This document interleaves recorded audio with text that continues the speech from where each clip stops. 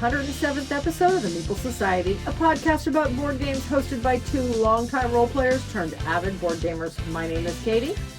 I'm Greg. On this episode, we visit another of our favorite mechanisms and discuss some of the top games that feature it. We talk about how we have caved yet again to the alluring trap of crowdfunding. And we wrap it up with our first look at a new delivery, one that takes us on some delightful train rides across Europe.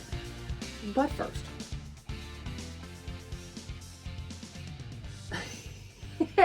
I was expecting something. I wasn't exactly sure what you were saying. Oh, what you first was I was expecting? Yeah, I know. I don't have a but first this week, which is weird. I usually always have something, or you have something, I should say. I normally have something. Yes. But I don't have something. Nope, not this week. Okay, so we'll talk about the fact that we have a whole bunch of playthroughs coming out. We've gotten a lot of Kickstarters in recently, or Kickstarters crowdfunding in recently. 4. That's a lot in 1 week or 2 weeks. Well, no. Have we got 4? We've gotten 3. We've got 3. One was Biome, which was a prize. So yeah, we've gotten Camping Season in, which we've talked about. Mm-hmm. We've gotten, what was the other one? Oh, Age of Automaton, which again, I know, which we've talked about. Yep. And then the third one is our first look for this week, which is Empire Builders Europe. And we're going to do playthroughs on all of them. Biomes came out, the day we're recording. So I already released that one, so it's out there. Mm-hmm. So that has a playthrough and a rules breakdown. Right. And I just want to say, I just finished editing the Camping Season rules breakdown. And I feel like they're long, but I feel like they're thorough, and I can't find any place else to cut. If anybody has ever seen a video of you talking, they know why it's long.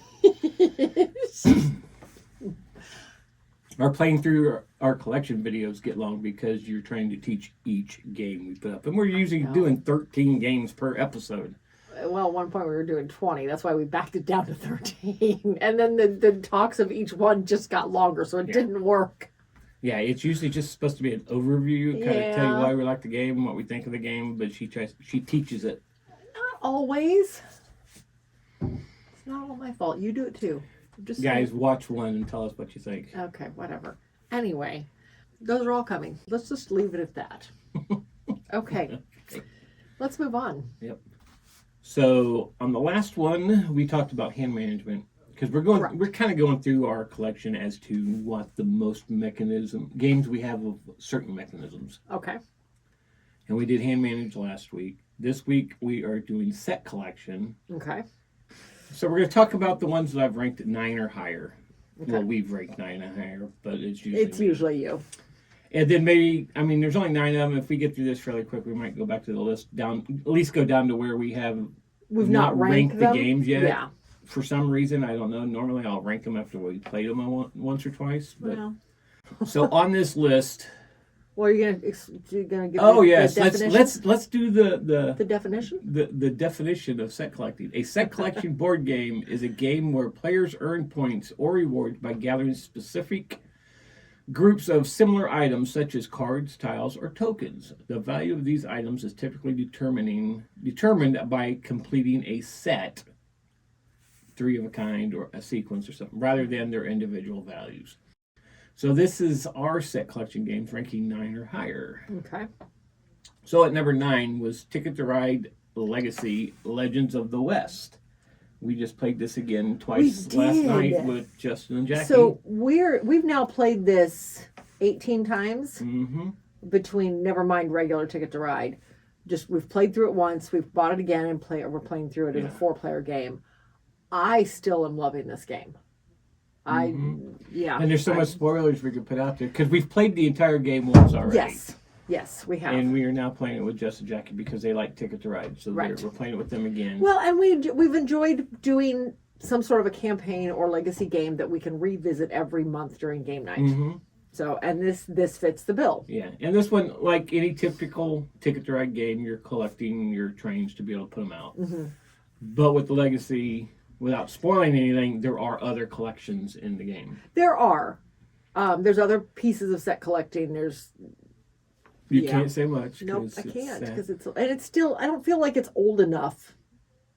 And even if it was as old as Pandemic Legacy, which spoilers is on this list too, I still don't know that I'd want to spoil much. No, because there are still people getting into the hobby that are discovering these games for the first time.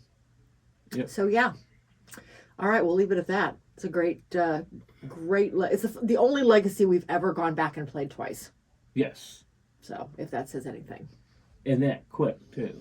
Yes. Yeah, we only finished the last one. A couple months ago. When we hit the Ticket to Rides, actually. So, it's not been that long. Hey. Matter of fact, I think I bought the second one before we even finished the first one because we'd talked about it with Justin and Jackie about playing this one after we finished Heat. Yeah. So, yeah. So next one, number 8, is Spirits of the Wild Awakening. We talked about this on the last one. We did. We talked about it quite extensively. So the set collecting part is the gems that you're putting on the different animals. Yes, you're trying to go get various sets, whether 2 of a kind, 3 of a kind, all different colors, whatever. Yeah, it's the gems. Then number 7 is Rock Hard 1977. I was trying to remember what exactly is the set collecting in this. There are symbols on That's right. the cards where you're going out at night. Yeah. I can't remember what they're called off the top of my head. After hours or whatever it is. You're going to clubs or other people's houses or you're going to bed. There's 4 different symbols and you're collecting sets of those, as I recall. Mm-hmm. Number 6 is Pandemic Legacy Season 1. It's Pandemic and it's the same. It's the cards, yep. And Season 1, Season 0, and Pandemic are all right back to back. Ranked number 10 or 9 or higher. Right. And all 3 of them the same thing. Mm-hmm. Very quickly, you're collecting the sets of cards in order to cure diseases. I'm trying to remember, was there any other type of collecting in Season 1? I think there is in 0. I think there were a couple other things that you were collecting in 0. I don't remember. Going into exactly what they were. Well, I don't remember Pandemic, what they are. Of course. So. Pandemic, like you said, you're collecting the country cards because you can use them to move. The city cards, yes, okay, city cards. But yeah, you're using them to move or using them to cure diseases. Yeah. Yep. Then we have 7 Wonders Architects. We have not talked about this one. This is actually the collection part of this is collecting the resource to build. Yes. That. But in this one, once you use it, you get rid of it. Well, yes. Same situation as 7 Wonders, only in 7 Wonders you're keeping them through the whole game. Mm-hmm. You're collecting various sets of things in order to, like the sciences, the militaries, things like that. You're collecting those in order to better your game in one direction or another. Yes. With this one, your militaries, yes, you're collecting and holding on to some of them, but some of them go away after each round. Well, after each battle. After each battle, thank you. The resources, you're collecting them until you can flip over the next piece of your wonder, and then they're going away. The science tokens, you are collecting and keeping those. Yep. But the cards themselves go away after you've gotten the token, if I recall. This is a good one. Mm-hmm. I mean, when we first picked this one up, we already had 7 Wonders. We had 7 Wonders Duel. I really enjoy 7 Wonders, especially with a large group of people. 7 Wonders Duel is okay. Not my favorite 2-player game, but it's okay. This one, I think, trumped them both. Yeah, because this one just focuses on building your wonder. You don't have all these other buildings you're trying to build to be able to get your wonders built. Yeah. This one is just focus on the battle and the science, but it's also to get your wonders built because each level piece of the wonder you build, you get more stuff. It makes it takes 7 Wonders and just simplifies it and makes it so fast. Now, 7 Wonders is a quick game anyway. It's so easy to teach. Oh my gosh, yeah, this is a 5-minute teach. So we go from being easy to teach to on Mars. Okay. When I saw this one on the list, I was trying to remember what the set collection was in this one. The resources.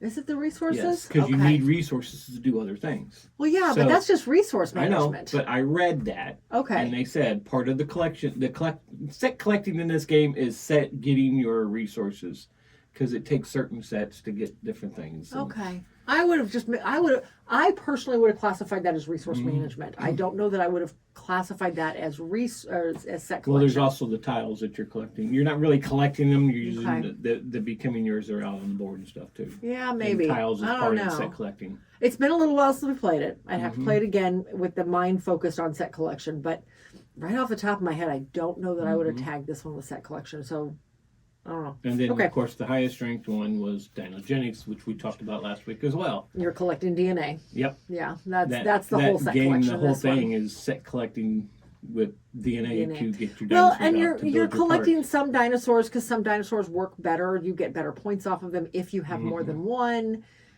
So yeah, I could see it there too. But the biggest part is collecting those DNA cards. Agreed. Yep. So those are the ones that are ranked 9 or higher in our... I feel like we went through that pretty quick. Yeah, we did. So let's go down to some of these ones that we've not really... We've never ranked. rated. Yeah, that's what I was thinking. We haven't ranked them yet. Okay.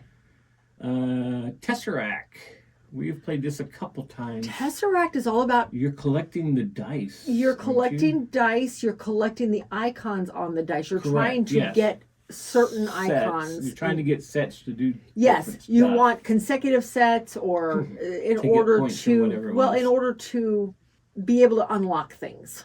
It's not even to get points, because it's a cooperative game. You're not shooting for points. You're trying to unlock things to resolve the puzzle before you run out of dice. So, Super Kawaii Pets. Again, that's collecting icons, isn't it?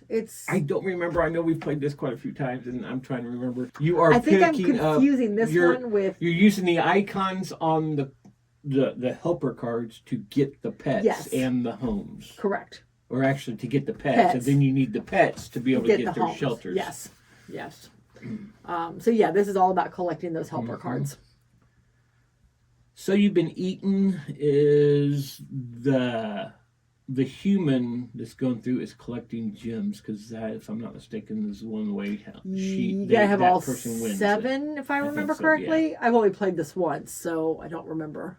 Sheriffs of Nottingham has a set collecting, because you're trying to because at the end of the round, who has the most of this? Who has the most of this? That is very definitely set collection and bluffing. Santa's Workshop. The reindeer. The reindeer would be your set collection, I think, in this one. Because you're trying to collect the set, because the more you get, the more points you get. Yeah. And we have a video out on that one, both the standard and advanced sides. So if you want to hear more about that. River Valley Glassworks. Collecting stones. Various colors. You want... Okay, so this is one I don't think we've talked about in a while, if we have.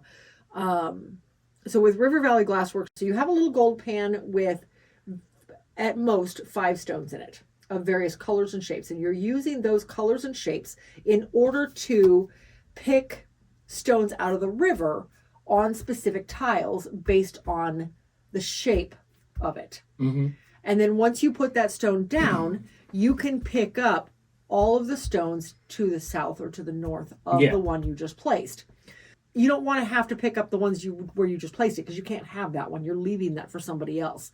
You're picking up to the south, left or right, to the south or north, however you want to look at it, along the river. So you're picking all of those up and you're putting it into your player board. And you're having to arrange them by color, but you have to go left to right, bottom to top.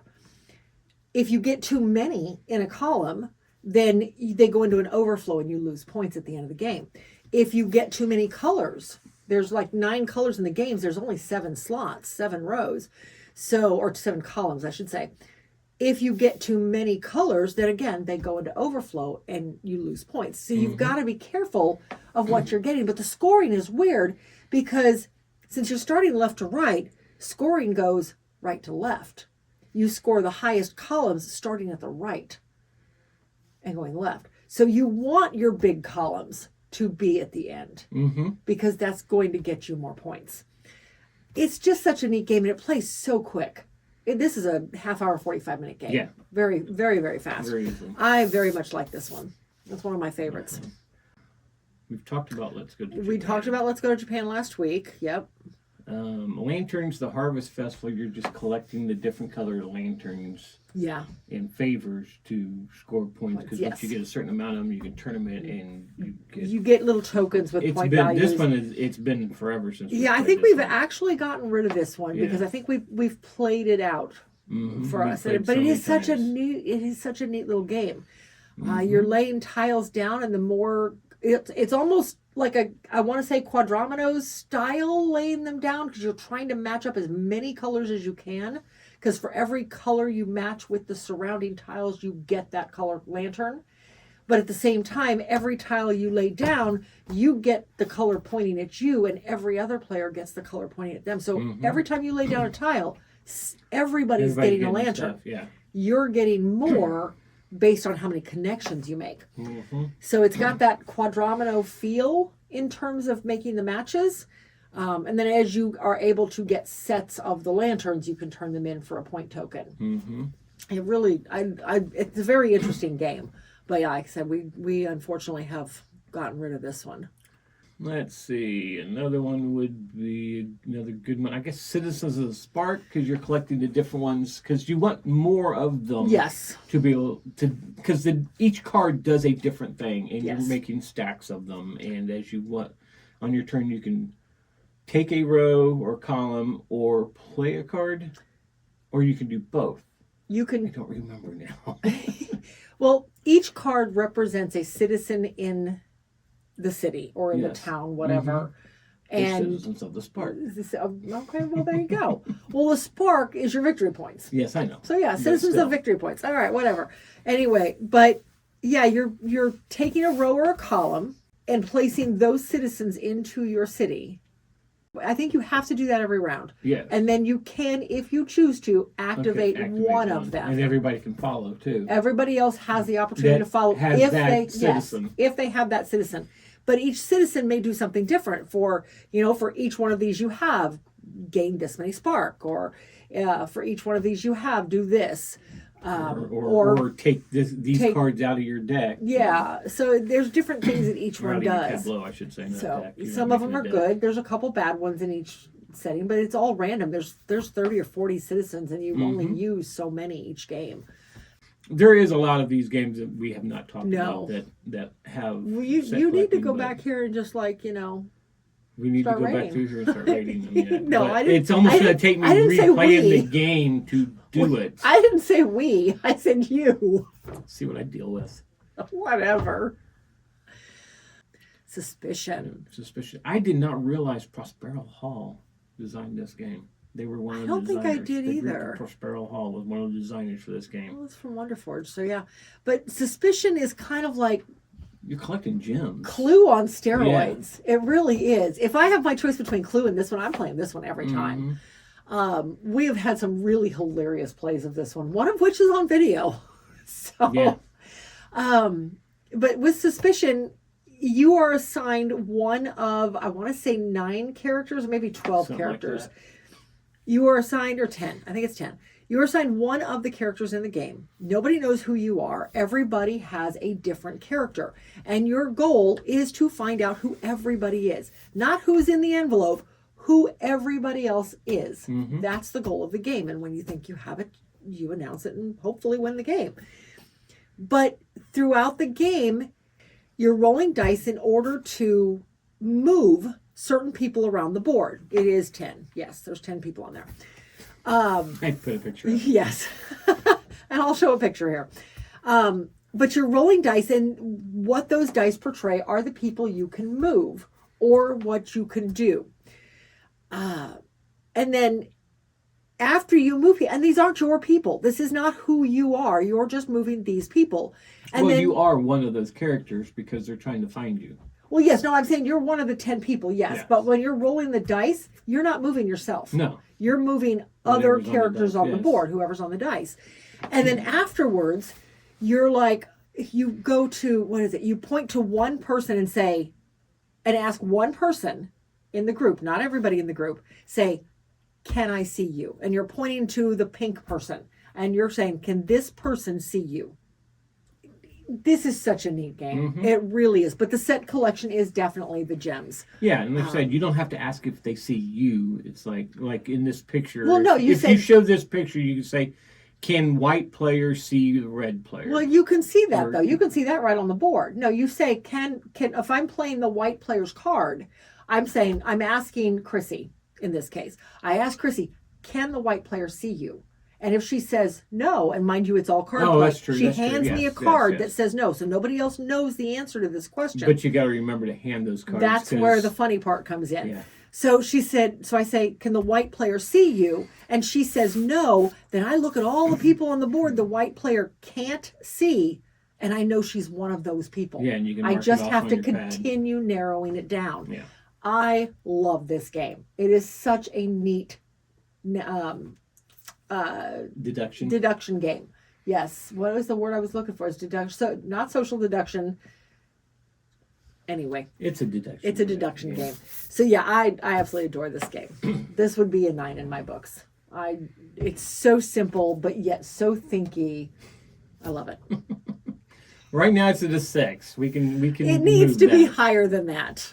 Okay, we can move that. Okay. If you remember to. Okay, I will do that. Okay, so here I'll let you talk about Journey to the Center of Earth if you can remember what the set collecting is. This is a very old Mayfair game. This is an old Mayfair game. So this came out in 2008. So that was still almost 20 years ago. Not quite. 18 years ago. Hey, when you get to our age, 18 years isn't nothing. It's like I went to sleep and it's 18 years later. Right. All right, so Journey to the Center of the Earth has 3 player pawns on it. It's a 4-player game. Everybody shares those same 3 player pawns, kind of like Transmissions.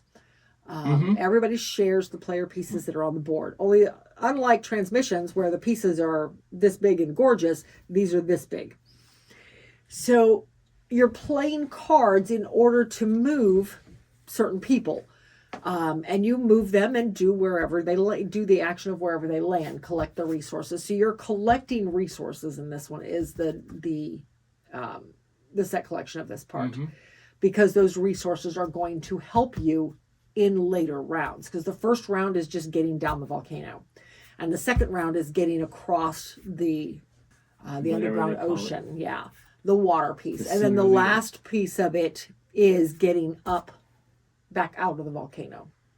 So I do like this game. I think wherever we've got it is probably accurate, but I do really like this game. We have it at 6. We have it at 6. All right. I'm not sure what 6 means on BGG, but it's a scale of 1 to 10. Well, I know that, but I don't know. They assign an actual set of words to it. I don't remember what it is, so it's fine. 6 is, does it say? Okay, we'll play if in the mood. I don't know. Yeah, I do like it. It's more than okay to me, but I do like it. This is Rudiger Dorn is the designer on this. He's made some pretty cool games. I think it's an interesting one. Costa Rica. Okay, I was gonna say you're gonna see Costa Rica, and you're gonna. This is another 6 in the book. Yeah, right, well, and this is one I've actually made a larger copy you of it. You actually played that on the last 24, didn't you? We did. I believe we did. I taught it and we played it on the last 24. So this is all. It's a hexagon map. You don't use all the tiles, so you never know if all the tiles are there. So you can't count the tiles. But there are 3 different terrains, and each terrain has specific animals on it in certain pictures, but some of the pictures have been contaminated, I guess is a good word for it. They've been ruined by mosquitoes. So you're trying to get these beautiful pictures of various animals, but you want to avoid the pictures with the mosquitoes on them. You get too many of them and you lose that whole set of pictures. So you're flipping tiles over one by one and making a decision after each one if you want to keep going or not. And you've got 5 or 6 explorers, and each one starts in a different area of the board. You could be left out in the open if suddenly your group suddenly just runs out of tiles to explore. There's nowhere to go, so that whole group of explorers is just out of the game. It's an interesting little game. Again, it's not a long one at all. It's very simple, very easy to teach, but it's a lot of press your luck. Yes, and I enjoy that. But the set collection is collecting the different sets of animals, because you get points for how many of one animal you have. You get points for having one of every animal. Yeah, and I think this is one of those that it was a playthrough at Gen Con that we did. Probably. That you actually liked it, and we ended up finding it and picking it up. We bought it, and then I think later it was on clearance shelf, wasn't it? It probably was. When was this? When did this one come out? Oh, probably this one came out in mid-teens. 2016, so it's not as old as I thought it was. It's only 10 years. And it's a Clement Strong's artwork. Yeah. I like it. Matthew Dunstan is the one. Okay. But yeah, I have very much enjoyed my plays of this one. I just like the push your luck part of it. And like I said, this is the first game that I thought, hey, I can make a large copy of this. And that was for when we were doing the events. And I thought this would be fun to put out for the kids. And it's a larger copy. It would get their attention. And unfortunately, we never used it for that. But we did play it on the 24. And it made it easier to see on video. So there. Yeah, this one is still, this is at a 6.5. Bizarre. I know, we have it ranked at a 6. Oh my gosh, no. It should be way higher than that. 6. This is Sid Saxon game. It From originally 1967. I found our copy at Goodwill years ago. Mm-hmm. And it's just a neat puzzle. Trade in this for that. And you're trying to use the market. You got 2 market cards out. Each market card has 5 transaction trades on it. And they can go either way. So technically you have 20 different transactions you could do off of these 2 market cards. And you're trying to trade out what you have to get what you need in order to fulfill orders. And then once you've fulfilled the order, you get points based on the number of tokens you have left at the time you fill the order. So you want to have as few as possible. You want to be as clean as possible every time you fill an order. It's just such a neat game. But yeah, the set collection is getting those gems and trading them in for the orders. And then there are stars that get you extra points. So you're trying to get the orders that have the stars on them. I really like this one. Let's see. Trambon. I think we've talked about Trambon just recently too. You're collecting trains because you're collecting you're collecting passengers. You're growing your train to get the passengers. Yes, you're trying. This has that Lost Cities mechanism where you're trying to put the passengers out in numeric order. This is kind of Lost Cities and what is that? Rockstar. Yes. Megastar. Yeah, it kind of is together. Those two combined. Yes. Kind of. Whereas with Lost Cities, you're putting your passengers on your trains, and each train is designated a specific color. You said Lost Cities. I'm sorry. Like Lost Cities, in Trambon, you're putting your passengers on the train, all one color, in numeric order. When you get to 10, that's the most passengers that train's going to hold. But like Megastar, in the station, there are 4 different lines, one for each color of passengers. And at the start of your turn, you have to take one of the passengers out of your hand and put it into one of those stops. That's the mandatory action on every round. Terminal stations. Okay.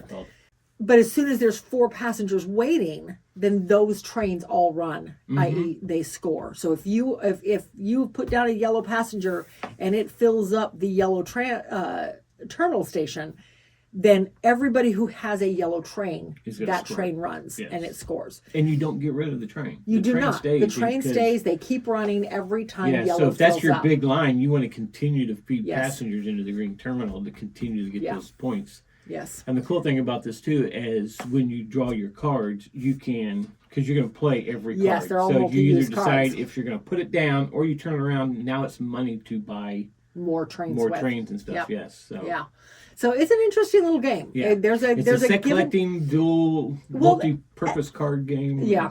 Yeah, and there's definitely a give and take on it because you have to decide, am I going to send this passenger up to the terminal? Am I going to put it into one of my trains? Or am I going to turn it into money? So you've got to decide that. And you only have 6 cards in your hand. Yeah. So there's only so much you can do. And once you've started building a train, you're at 6 on green, and now you have a 1 green. You can't use it in that line. Do I start a new line? Yeah, you need another engine now, which is what you need the money for. So you can't constantly use every single card out as train cars. Yeah. You have to give yourself some money because once you're out of money, you can't really do much. No. You have can to still buy get more cards trains. and just keep rolling that way. But if you want more trains, the more trains that you're getting. It's definitely a give and take on this one. I like it. Yeah. USPS, the Great American Mail Race. There you go. We haven't talked about that one in a long time. All right, so this one we kind of picked up on a fluke because of my job. With my job, I work in what is essentially a mail room. That is a quarter of what we do, though. We are responsible for all the incoming mail for this entire company. Now, when you say mail, this is like the checks and all that. Yes, and we've talked about it before. I work for a mutual fund company, and years ago, like 15 years ago now, I transferred down to the mail center because of the hours. I wanted the early hours so I could be off work at 1 o'clock in the afternoon and go spend the rest of my day at the school when my kids were in school. Because we volunteered with the choirs. Shockers. Okay, so, but since then, the mail center, we're not just a mail center anymore. We're support. We're business support. And collecting that mail is just literally a smidgen of what we do. So we take in thousands of pieces of mail a day between Express and USPS, and have to get it all into the system so that everybody else around the country can work it. So it's all digital at this point. But I also work in the cash control center where I'm dealing with all the money coming in and all the money going out and all that. Well, no, I don't deal with the money going out. That's RMAC. I deal with the money coming in. But regardless, that's one of the things that attracted me to this game, was the fact I deal with people's mail all day. Well, I shouldn't say all day, every day. So the set collecting part of this game. Set collecting part of this game. We're not talking about your job. We're talking about a game. Every now and then you gotta talk about that kind of stuff. But anyway, so the set collecting part of this game is collecting the mail pieces. You can collect postcards. Oh my gosh, it's been a little while. You're collecting stamps to boot. There, every time you deliver a piece of mail, you're stamping your little mail slip, which is kind of a cool little, or postcards. So you're trying to get letters delivered, parcels delivered, postcards delivered, and the more you get delivered of each kind, you get points. If you get a set of one of each, you get points. So you're trying to get the different regions delivered, one from every region, because again, you're going to get more points the more regions you actually affect. So you're just driving a little mail truck all over the country trying to get these letters and parcels picked up and delivered. It's just a neat little game. It's not a complex game by any stretch, but it's a fun, light little game. Yeah, the board itself is kind of cool because it has cities or towns on here that you've never heard of. It picked up every weird named town in every state it could find. Yeah, because like, what is that, Big Bottom, Washington? Yeah. There's some that are just hysterical. What is that, New Mexico? That's probably New Mexico, yeah, by the location. OK, Texas. Ding Dong, Texas. Yeah, also, I think the only one we'd ever heard of is where Kat's job used to be, up in Woonsocket. Yeah. That was the only city on this entire map we'd ever heard of when we first got it. Is that in Virginia or is that in the Carolinas? Why not? I think that's probably the Carolinas. I don't know. Booger Hole, Castle Danger in Minnesota. Anyway. Yeah. Free Soil. It's just an interesting game. It's fun to laugh at some of the names on here going, what made them name this town this? I want to know, is that in Dole? Is that in Ohio or is that supposed to be Indiana? And why is it in, I don't know of a town called Dole in Indiana. I don't know of one, but let's find out. I know Indiana is kind of boring. City of Dole. No. That is in Scotland. Where is the town of Dole? If you know where Dole, Scotland. Okay, if you know where Dole in Indiana, Ohio is at, please let us know. City of Duluth, Dole, Ohio. It is in Ohio. Hey, at least it's not Indiana. It is almost on the Indiana border. It is just miles from the Indiana border. It's so small it doesn't come up on my map. No, it's a very tiny town, I suspect. All right. Anyway, sidetrack. Yeah, big time. Let's look at a couple more of these and then we'll move on. Move on, yes. Set collecting and coal bearing. I guess it would be collecting the different kinds of coal out there to fulfill contracts. Orders. Yeah, and it's, I don't know if it'd be considered set collecting because when you're making, so coal bearing is all about designing your coal mines. Yeah, and you've got to even them out based on what's in the dark and what's in the light. Mm-hmm. The levels don't have to necessarily be even, so you could have 3 of one color and 3 of a different color, but as long as 3 of them are dull, 3 of them are light, you're good. But yeah, I think it's other than collecting the. We haven't played this one in a while. Yeah, other than collecting the coal that I can recall. Well, I mean, there's Because you're collecting sets of coal to make contracts. Yes, and that is and the definitely contracts are delivered via specific types of transportation, and I know you've got to collect those, but I don't know that I would call that collecting. Yeah, I don't know. So last one here, trekking through history. We actually have this ranked at 8.5. Okay. This one is you are like collecting the different years to put it into your portfolio, and that is a collection that you're going to score points on. Right, your time trip, so your time travel itinerary. And then of course you're collecting the little rewards at the bottom to put on your itinerary card to score points with as well. Yes. No, this is a neat one. I really like the way they did this game. Mm-hmm. So you are traveling through time to collect cards. You're basically picking up one of, I think, 5 different cards along the bottom of the board. And you're trying to pick them up in chronological order, because as long as you can stay chronological, you don't have to end your trip. Even at the end of the day, per se, you play this over 3 days. But even at the end of the day, you don't have to end your trip. You can continue your trip the next day, but you just have to continue staying chronological. But each day, a new set of cards comes out that will shift the time in history just a little bit. Yeah. They do majorly overlap, but it will shift that time a little bit. Mm-hmm. If you're lucky, you can get it all into one day or one trip. My last one did not work that well. I ended up with 3 different trips. Yeah, I had 2. Yeah, I barely lost. I only lost by like 4 points though. Yeah. So, but it's just such a neat game. But on the back side of every card, and the artwork is gorgeous. The cool part. The back side of every card tells you about the event. Mm-hmm. It tells you why this event was important in history. Well, the one with Freddie Mercury on it, it talks about Live Aid. Live Aid? Yes, Farm Aid. It was Live Aid. Okay.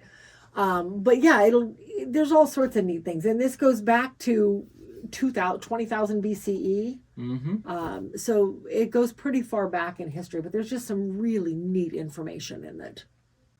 Lay bricks on the Great Wall of China in 221 BCE. Or rock out at Live Aid in 1985. There you go. That's the one that has... Or the moonwalk with Apollo 11 in 1969. So there's just all these really neat cards in here and so many ways to learn. I love this game.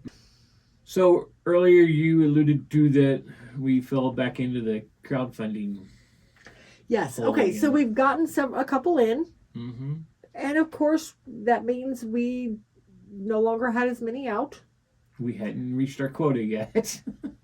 I try to keep us at 12. Are we at 12? We are now. We are now. After last week. But a lot of those are expansions to games, so, whatever. But we found out that both of us have actually been looking at a game. Yes. And was like going, do I approach about this? Do you want to talk about this? Did we back it? So, all right. So I ended up backing a game called Extraction. I was last weekend. I was bored. I was the only one up. I usually am the only one up on early Sunday mornings. And I was just surfing YouTube. Mm-hmm. And I found another gaming channel. Oh my gosh, I can't remember the name of this channel now. But one of the games they were talking about was Extraction. And they had done a Kickstarter preview of it. And they really enjoyed it, and they really were excited about the fact that it was on Kickstarter still. Mm-hmm. And so I looked into it, and it looked really cool. And this is a cooperative dice placement game. The premise behind it, you're imprisoned on a doomed ship, hearing the security forces being overwhelmed. As a last-ditch effort, the ship's captain releases you, aware of your dangerous capabilities. Your mission is to fight the invading force and rescue as many innocent souls as possible before time runs out, possibly atoning for your past or seizing the chance to escape into the galaxy. Extraction is a 1 to 4 player cooperative game featuring an intense core game, scenario-based challenges, and single-play campaigns with unique level-up systems. It just looked really interesting, and the production of it looks fantastic. Mm-hmm. I'm excited, and it wasn't very expensive. It was like $60. Yeah, when we were watching a video on this one, it kind of reminded me of the one game that I played not too long ago around Halloween, The Thing.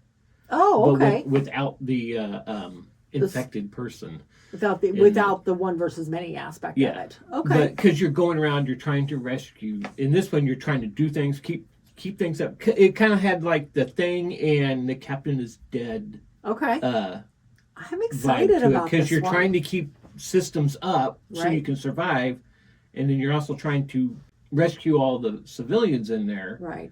All while fighting these monsters off. Okay.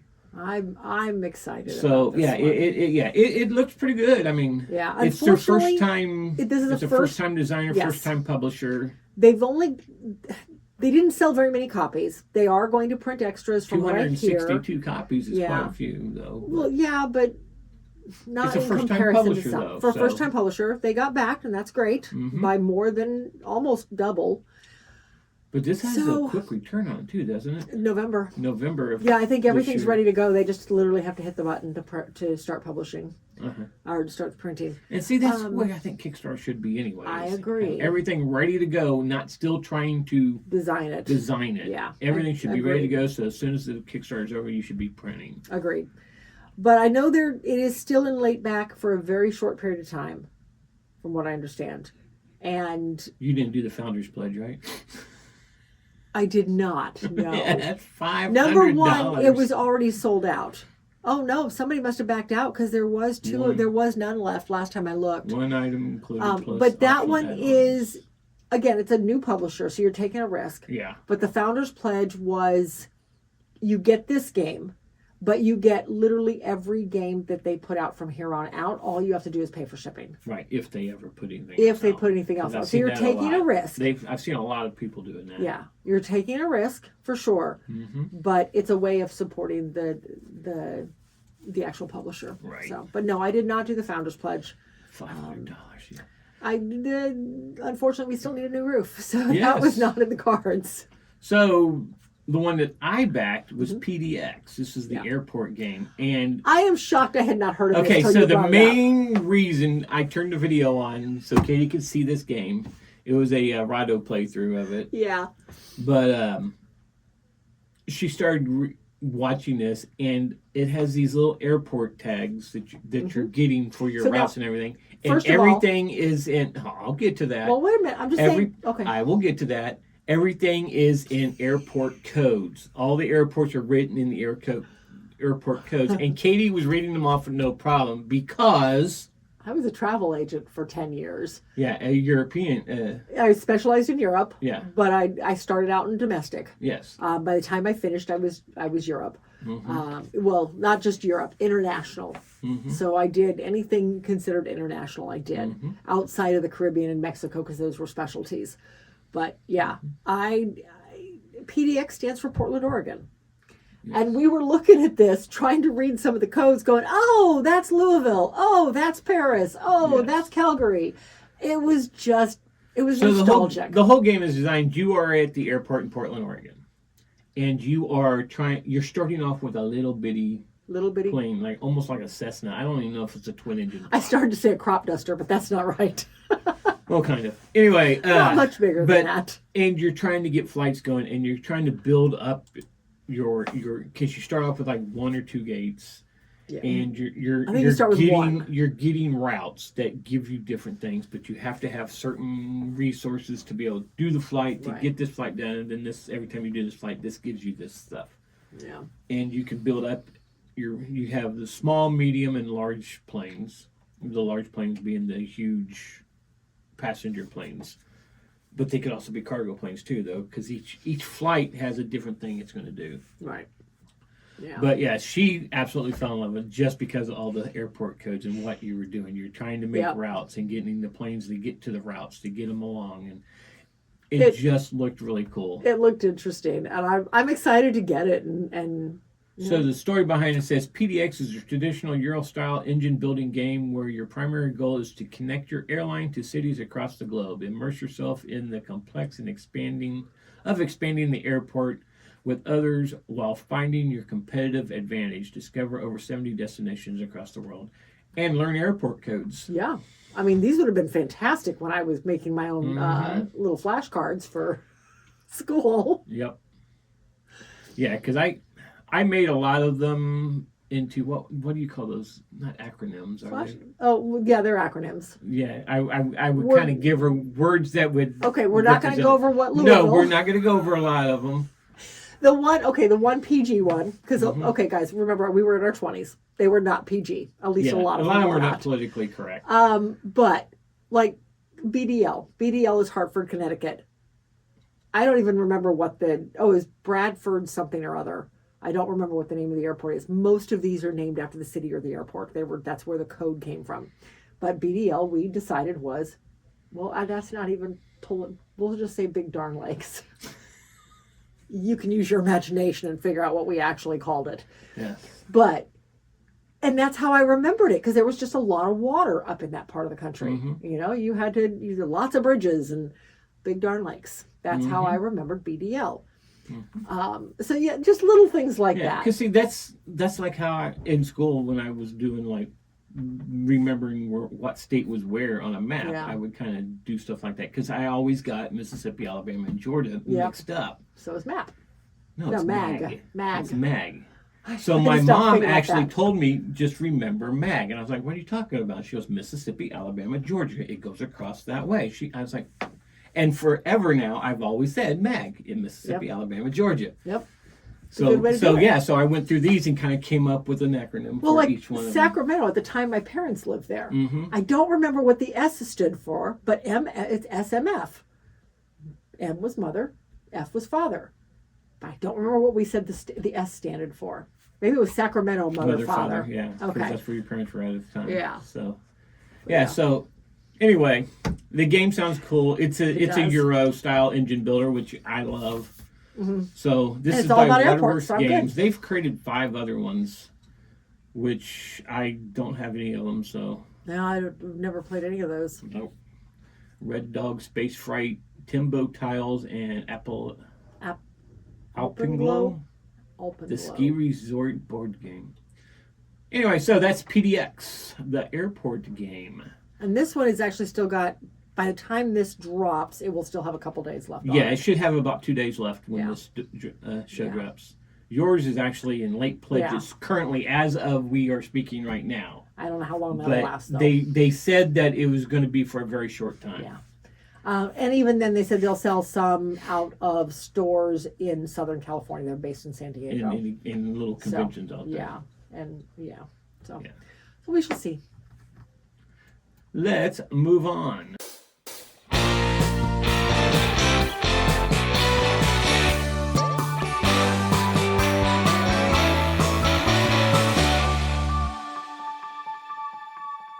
So today's first look, we are looking at Empire Builders Europe. This is otherwise known as Eurorails. Mm-hmm. This is actually the first game back from Mayfair.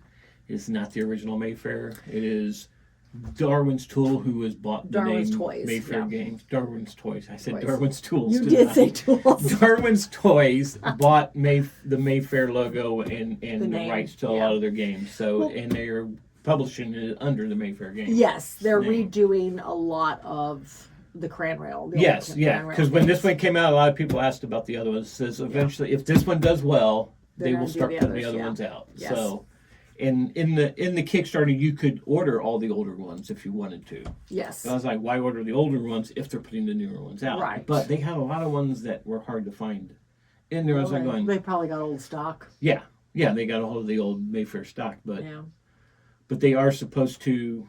If this one did, I'm not sure exactly how well this did. I don't know. But if it did well enough, they're going to start doing other ones. I have not heard. I have to go back in and start reading some more of the stuff from the Kickstarter, see if there's any more plans for the other ones.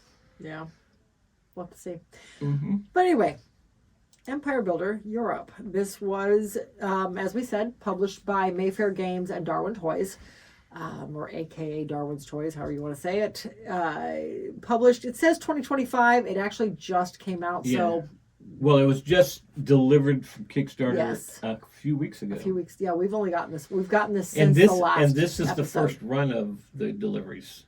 Okay, Mine was so we on got the it very first wave. early. Okay, so we got it very... Yeah, we didn't even get an I email about it. I got no notifications. It just showed up on the porch one day. Yeah, I knew it was in the country... Yeah. But it was going through customs or something, and that was the last I'd heard of it. And then suddenly And it that was was just like on the porch months one ago. day. Yeah. And then, all of a sudden it showed up. Yeah, it arrived, and I'm like, do you want me to open this and make sure this is what it is? I'm pretty sure this is what it is, but it was. Anyway, it does not give me a designer's name, but down here on the box it says it was designed by oh my gosh, I looked at it earlier. Game designed by Darwin Bromley. I don't think he had the original design. He probably just touched it up, is my guess, because it does not actually give a designer. Let me look at here. Euro-Rails. The original Euro-Rails was Darwin designed Bromley. by Darwin Bromley. Okay, maybe that's why he was one of the original designers. That may be how he got his hands on it I don't know. We're totally guessing here, guys. All right, so art is by Jacoby O'Connor and David Oram. Plays 1 to 6 players in 60 to 120 minutes. That's a lie. I mean, if you've played the game a bunch, for 2 players, maybe an hour Yes. and 2 hours. Yes. You put 6 players on this, there is no way you're doing that in 2 hours. This did come out with a bunch of different ways to play it. We played the fast version, but there was an even faster version. Yes, that's true. Okay. And you can lower the amount that you need to win the game. That's true. So you can adjust your length. And how many cities, because this one you have to have certain cities connected to, a certain amount of cities to connect Okay, to. fine. Ages 14 and up. Okay, so with this one, and the tagline here in BGG is players strategically connect cities and collect money by delivering goods. I mean, that pretty much sums it up. Mm-hmm. All right, so with this game, okay, so this is a crayon rail. First of all, this is one of the crayon rail games. You start the game off with so much money. You start off with $50,000 and 1 train that holds 2 goods. You can go so fast. I think it was 9 spaces to start the first train. And that could be adjusted. With this game, you can adjust that. In the original game, it was just a set 12 spaces. Everybody moved that and there was no adjustment. Yes. But now you can adjust anywhere from 6 all the way up to 20. So depending on how quick you want your game to move, or how hard you want to make it on yourself, you can move anywhere from 6 to 20 spaces, depending on the token that you grab. You start off the game with 2 building rounds where you can spend up to $20 million in order to build rails. And you are building rails using a crayon connecting 2 dots on a map. There are dots, there are triangles, there are colored cities that are colored in either circles, hexagons, or larger areas. Depending on the size city you're going into, whether you're going over a triangle, which is a mountain, whether you're going over rivers or over bodies of water, everything adds a little bit to that cost. Typically, it's only $1 million to go from point A to point B. From dot to dot. From dot to dot. Dot A to dot B. But if you connect to anything else or over anything else, it's going to cost just a little bit extra. So, for example, to go into a large city, that's $5 million instead of $1 million. To go over a river adds $1 million to your overall cost. To go over a body of water adds an additional $3 million. So if you're going over, in this case, the channel between Europe and England. So different things like that. So, all right, so you are spending some time building out. Then you can start moving. You pick where you want to go. You start the game with 3 cards. You start with 4, you pick 3. And each card has 3 different deliveries on it. It tells you where you can pick up the item, what city that item is available at, and it tells you where it needs to go, and then it gives you the dollar amount that you're going to get paid when that happens. So you look at these 3 orders and you decide which one you're going to do, and this one actually came with some little windows you put over the item that you're doing so you can keep track of it, because for me in the original crayon rails, that was a big issue. Which one was I doing? Crud, I don't remember which one I was doing. Yeah, I do like that. That was with hard. This one. So I love the fact it gives you those little windows, so you can see exactly where you're going on each one of your cards. It just highlights it, which is fantastic. So you're maneuvering yourself 12 spaces at a time or 9 spaces at a time, whichever one you're using, to your pickup destinations, and then picking up the materials you need. You can only hold 2 at a time. and then you're getting to where you need to go and dropping those off. So you have to really budget your money, especially early on, because it costs money to build these rails. So you have to choose some of the smaller routes that may not pay as much, but you're going to need that money to continue building for the bigger routes. Eventually you'll get those ones that pay 50 and 60,000 pounds or 50 million. So every time you finish a route, you get all that beer delivered to where it needed to go. Great. You discard that card, you pull another card. If it's a route card, great. You pick which one you're going to do, you put it down, and you go about the rest of your turn. If it's an event. If it's an event, though, and there are a number of event cards mixed into this stack, everything stops, you resolve the event. It could mean losing a load, which means you may have to go back to your pickup space and pick up more, which is not horrible. It doesn't cost you extra money. It just costs you extra time. Yeah. But you may have to go back and pick up more. But anyway, each of the events do something different. It may shut down certain cities. It may shut down anything close to the coast because there was a big storm. It could erase part of your tracks because of a landslide. If it erases your tracks, okay, now that's going to cost you more money because you have to rebuild them. Just all sorts of interesting little pieces to add a little kink into your game. Anyway, so in the base game, I think it was the first person to 150 million. Maybe it was 250. It was a large amount. Yes. The first person to I think whatever it was 250 million. Yeah, the first person to attain that number wins the game. Simple as that.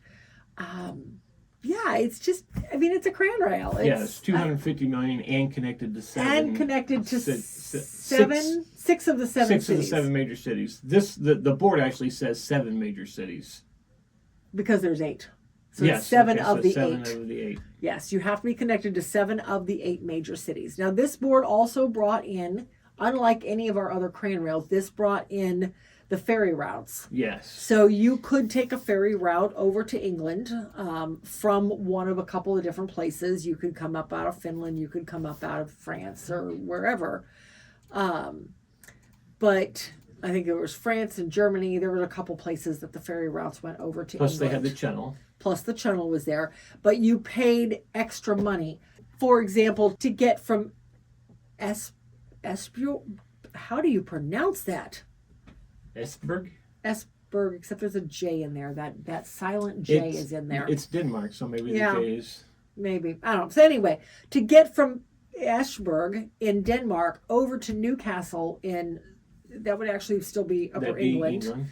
To get from those two is going to cost me $14 million. Unfortunately, I have to, when you cross the ferry, when it comes to moving, you don't get your full 12 movement going across there. Stop. You have to stop at the boarding point because you got to spend time boarding the ferry.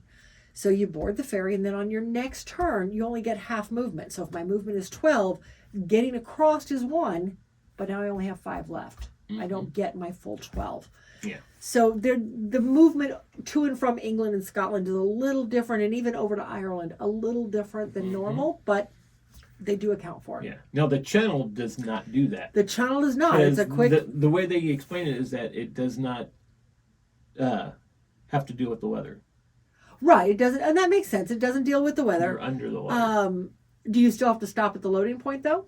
No, it Or says... you just go right across? If I read that right in the rule book, when you get to the channel, you just continue on. Okay. But it does cost like $20 million to build it. It's Yes. it's literally your entire budget for the Yeah. day. Yeah. I don't think either one of us took advantage of that one. I never even got over to England. I thought about connected building everything through. else. I thought about building through there. Oh, Yeah. I was all over England. I was in Ireland. I know you was were. in Scotland. And that's why I didn't even bother, because I knew I'd be fighting you for routes over there, and I just, never mind. I'll just stay over here and get down to And Spain. over there's only the one major city over there, Right. and that was London. So. Right, and since you only have to connect to 7 of the 8, Yeah. you didn't You have to just get in there. forgo- Yeah. So I did not. But yeah, that is essentially how you play. It's not a complicated game. It's just it's a long game. Yeah. And this one's actually built, the Cranrail games are actually built as the original pickup and delivery game. I believe it. It says it right there on the back of the That's The how I original remember it. pick up and deliver game system is back. Yep. Yep. Okay. And I can see that because they're Old. They're older than Ticket to Ride. They've so. definitely got like And a Ticket to cult- Ride's not really a route building, or pickup and delivery. No, game, but Ticket to Ride's not pick up and deliver. It's just route building. But they definitely have their cult following, I feel like. There is Yes. your and you're one of them. Yeah, I like these. There are people who really, really like the grain rails. Sometimes they're mean to me in these games because I will take off in one way and then realize that's not where I wanted to go. Why did I come down here? I mean, yeah, you could easily back your turn out and erase where you marked on with the crayon on it. I'm like, no, I went this way. I'll need this route for something at some point. Eventually. But I just wasted like $20,000 here. $20 million. $20 million. Even worse, yeah. I'll eventually need this route, but I really needed to go this way. Yeah. Or I'll put in a route and then I'll look at it and I was like, it would have cost me less if I just went around this way. But yeah. Well, and that's where you have to kind of balance. Is it better to pay the money now to go through the mountains? Yes. And save some time every time you travel through that route. Or save the money in building. Or save the money, but it takes you 4 extra movements every time you have to take that route. So, there's a balance there. This one, it has the mountains, but it also has, what they call those? It has the Alpines? I think it was the Alpines. It was the Alpines. Because building through a mountain was $2 million, but building through the Alpine was $5 million. All right. So let's talk about what this looks like compared the components basically. Okay. I know you hate this money. Okay. If I had to complain about anything in this game, this is the one thing I'm going to complain about is the money. Mm-hmm. It's not paper. It is. It might as well be. It's still treated like paper. No, it is not Monopoly paper money. No. Like it has it's a little thicker. It's a little bit nicer. It's kind of got like a plastic coating on it. But it's still paper money. It's still, it sticks together though too. I feel like they missed the mark using poker chips or anything else besides paper money. Yeah, but they wanted to keep true to the original game. And the original game had paper money. For a $75 game, you don't put paper money in it. That's all I'm going to say. Yeah, you do, but no, you don't. Would you have rather had? Would you rather have money like in Rock Hard 1977? I mean, yes, or but would I feel you like rather have money like in Tesla versus Edison? No, not the cardboard. Not on this. I like the cardboard. Don't get me wrong. I do like the cardboard. I still prefer chips or metal coins or poker chips. Mm-hmm. There are so many other ways out there now to track the money. Mm-hmm. You could even use the dial system out of... Oh, and that's actually not a horrible idea. Just pull the dials out of camping season. Anyway. When we do the playthrough for this, we're probably going to use poker chips. At least I will be using poker chips. I'm not going to play with the paper money. I did it for the first game. She's not staying true to the game, guys. I hate paper money. In Lords of Vegas, we didn't use the paper money. We did not. We got poker chips before the new version came out, and then when they redid the Kickstarter for it, they actually put poker chips in the game. Yes, but poker chips 100% makes sense in that game. Yes, and that's where I said they missed the mark in the original version of Lords of Waterdeep, or not Lords of Waterdeep, Lords of Vegas, that they didn't have. They didn't use poker chips, and now they do. Right. This one, I still feel there's a better option than paper money. Yeah, the paper money in this sticks together. I do agree there. But it stays true to the game. The only benefit of paper money is it does allow you to hide your total, which you do unless a specific card comes out. Unless a specific event comes out, in which case money is now public knowledge. One thing I did forget to mention too is there is the upgrade option in this. You can upgrade your train and you can upgrade your speed. The train goes from carrying 2 to carrying 3 pieces of no, I wanted to say equipment, but that's not right. 3 resources. Yeah. To 3 deliveries. And then your speed, depending on which chip you use, because there's 3 different chips you could take at the start of the game, your speed just flips over to be faster. Yeah, so there's only one upgrade. Yeah, 2 upgrades to the train. The speed and the train itself. And how much you get, yes. Yeah. But there is that option too. But each one of them costs you $20 million. They are your entire day's budget of. That's the other thing on this that I didn't understand is on the train card you get your train. It has the areas where you put your resources at. It has the area where you put your speed chip at. Yes. And at the bottom it has this little grid where you can mark off as you're moving. If you had to stop someplace, it's like, okay, I've moved 10 spots, but I could move 20. If I had that speed of 20. Right. It only goes to 16. Right. That's silly. I agree there. So I guess they're saying, well, are you really going to stop after just one when you've got 20? I don't know. Yeah. But it's to help you keep track. So, for example, when you're moving, I have to get to Madrid to drop off whatever it is I'm dropping off. Mm-hmm. But when I hit Madrid, I hit the outskirts of Madrid, I've only gone 3 spaces. Then, and out of 12, then I can move my cube to 9 to remind myself I still have 9 spaces left to move. Right. I still can finish my movement turn. So I drop my stuff in Madrid. I handle all that. I get my money. I take the chip off my board. I pull my new card. I decide what I'm doing. I put my card down. Now I have 9 more spaces I can still move. Mm-hmm. So that's the bonus of that. It is nice because I don't have to remember where I started and how many I have left, or just forget the last of my move altogether. So I do like that. Yeah. But yes, I don't understand why they didn't just make it go to 20. Right. So. I mean, or like say you're going to Milan and you're coming from Munich and it's going through Zurich. You can stop in Zurich, right? Pick Pick up the resource and then continue your movement down to Milan. To Milan to drop something else Say like off, you needed the chocolate in Milan that you can pick up in Zurich, and you're on the track from Munich to Zurich. Hey, I'm just going to go through there. I'll pick it up and go down to Milan from there to be able to drop it off. That would be a very minor. That'd be $1 paycheck. Yes, it would be. But or maybe like one of your routes you still need the chocolate, and it's on the same line as Milan's going out there too. Yeah. Like so saying you're going over to Madrid or something. Yeah. From Munich, it goes there, but you have to stop in Milan to drop something off anyway. You stop in Zurich, pick up the chocolate on your way. And it helps you, because a lot of times when you do that, you come back and say, okay, so how far have I moved so far? And I mean, where did I start? You don't have to recount. It was like very confusing. Said, it would have been better if it went up to the highest. I don't understand why they didn't just take that all the way to 20. So there is some downfalls through there, but this game I still love. I very much enjoyed our first play of it. I still think Iron Dragon is still the best one so far.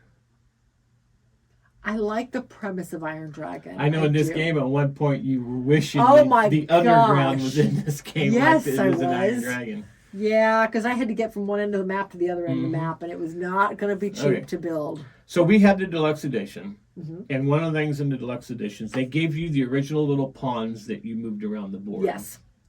But they also gave you metal trains that you could also use, which was really long. They covered 2. They had the point on the front end of it is which direction you were going into, but it covered up like 2 spots. 3. It covered 3 dots.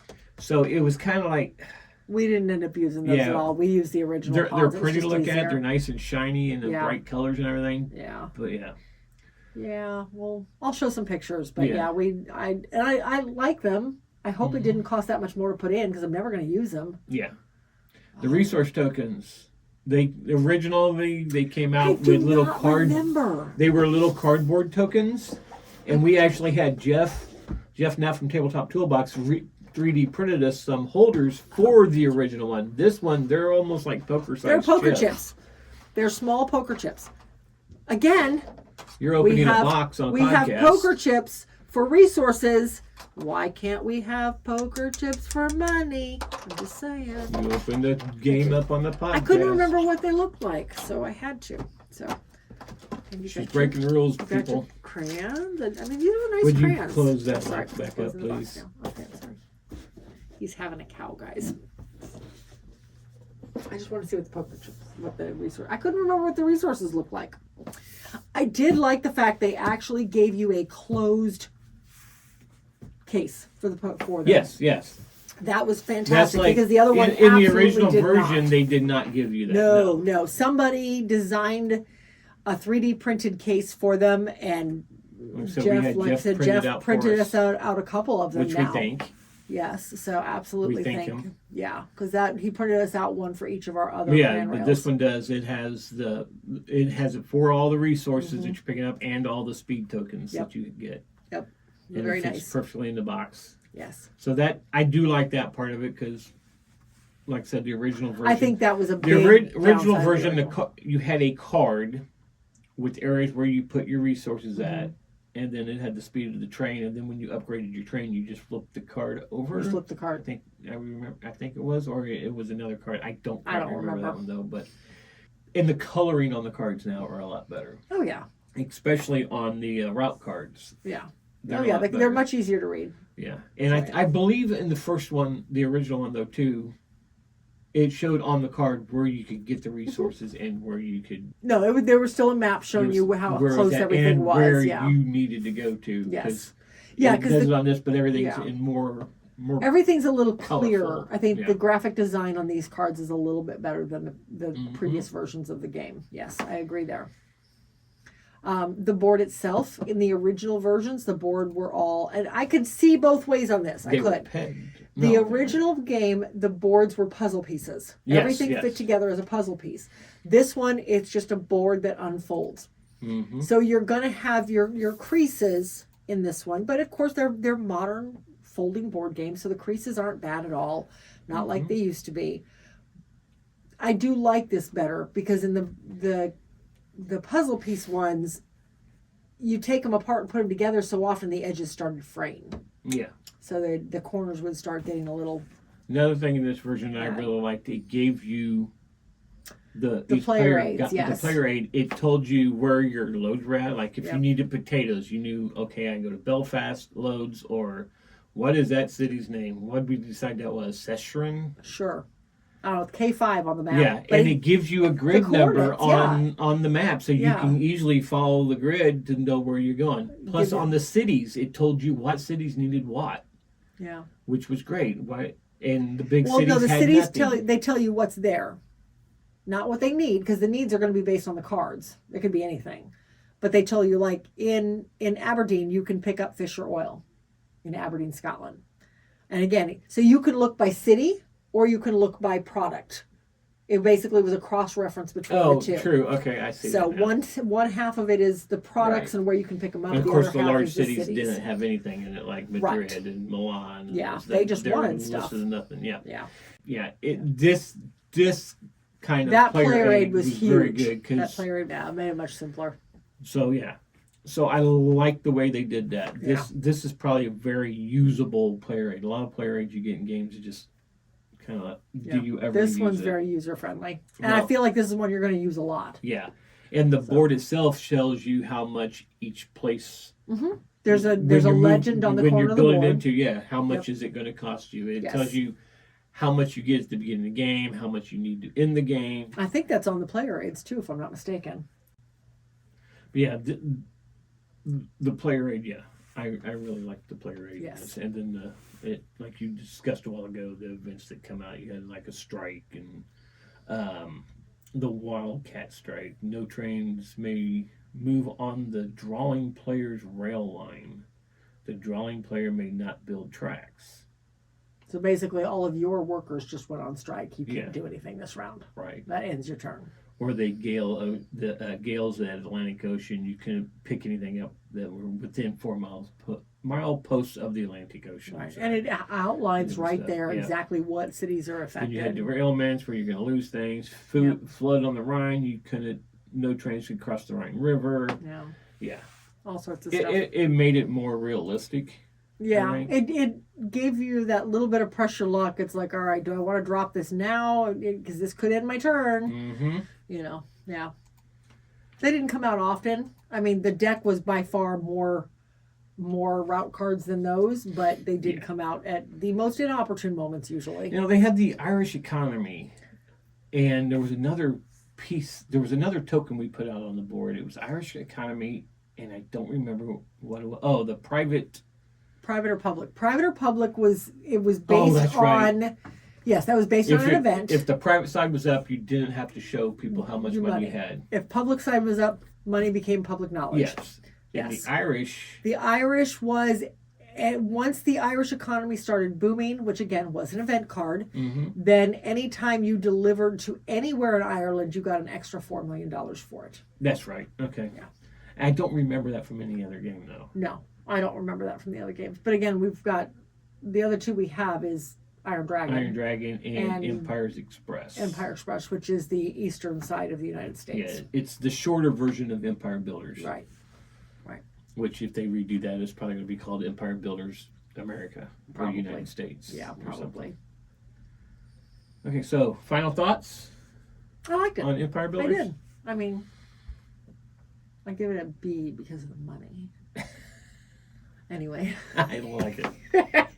No, I do like it. I just wish they had chosen anything different for the money. So this is one, if you are a person who likes pick up and delivery and never played this is probably Played a cran rail, period. Yeah, play a cran rail game. You probably want to play it before you pick it up because you may not like the way you have to play it, have to build the rails. I don't know. It may be something you're into. I don't know.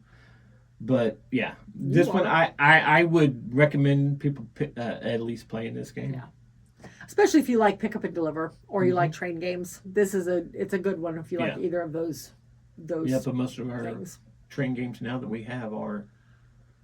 I'd say probably about 50% of them. Yeah, are the train. Well, if you we don't only count have 3 Ticket to of them, Ride. but I plan on getting more. So. Yeah, unless you count Ticket to Ride. Ticket to Ride is not a pick up and delivery game. You said it's train a route games. building. Oh, You it's a said train game. Okay, pick up and delivery train games. How about that? There you go. Okay. In which case, I think that's most of these. Yes. Okay. Anyway. So that does it for Empire Builders. Is it a recommended for you? Yeah. Yeah. I would play play with it poker first. chips Yeah. apparently. Yeah. Don't try the money first.